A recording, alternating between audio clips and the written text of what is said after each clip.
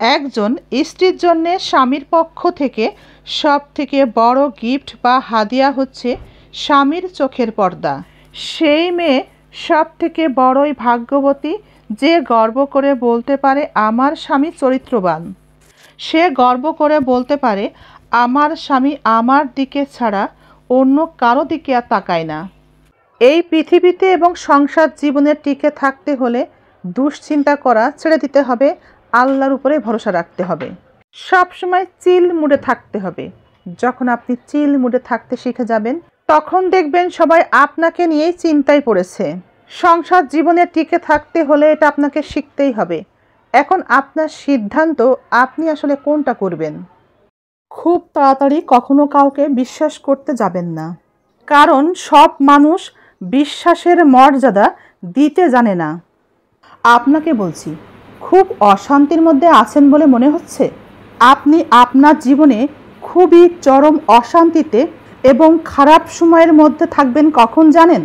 যখন আপনি শারীরিকভাবে অসুস্থ থাকবেন অথবা একটা ভুল মানুষকে বিয়ে করবেন। শারীরিকভাবে যদি আপনি অসুস্থ থাকেন অথবা যদি একজন ভুল মানুষকে বিয়ে করেন, তবে এই দুনিয়াতেই আপনি জাহান্নাম পেয়ে যাবেন।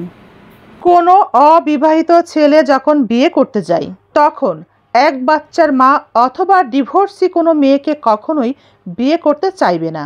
কিন্তু সেই ছেলেটি যখন পরকীয়া করতে চায় তখন 3 বাচ্চার মায়ের সাথেও তার প্রেম হয়ে যায়। আপনাকে বলছি, আপনি যদি ভেবে থাকেন যে মেয়েদের সঙ্গ পেতে টাকা খরচ করতে হয়, দামি গিফট কিনে দিতে হয়, নামি দামি রেস্টুরেন্টে খেতে নিয়ে যেতে হয়, বিনোদন দেওয়ার জন্যে ঘুরতে নিয়ে যেতে হয়, সেই সব মেয়েদের মূল্য অনেক বেশি, তারা অনেক দামি, তাদের অনেক ডিমান্ড। তবে আপনি ভুলের মধ্যে আছেন। যেদিন থেকে এই মেয়েদের পিছনে টাকা খরচ করা বন্ধ করে দিবেন সেদিন থেকেই এরা আপনাকে আর খুঁজবে না, আপনাকে চিনবে না, আপনার পিছে লাগাও ছেড়ে দিবে।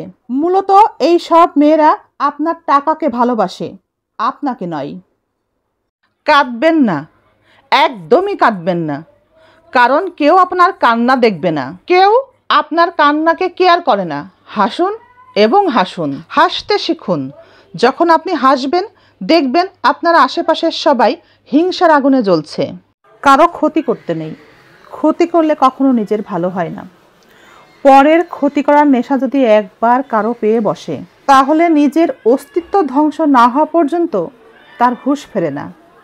পরের ক্ষতি করাটা একদমই উচিত না, পরের কখনো ক্ষতি করতে নেই। যত্নে সবই সুন্দর থাকে, ঠিক থাকে। যত্নে একটা পরিবারও ঠিক থাকে।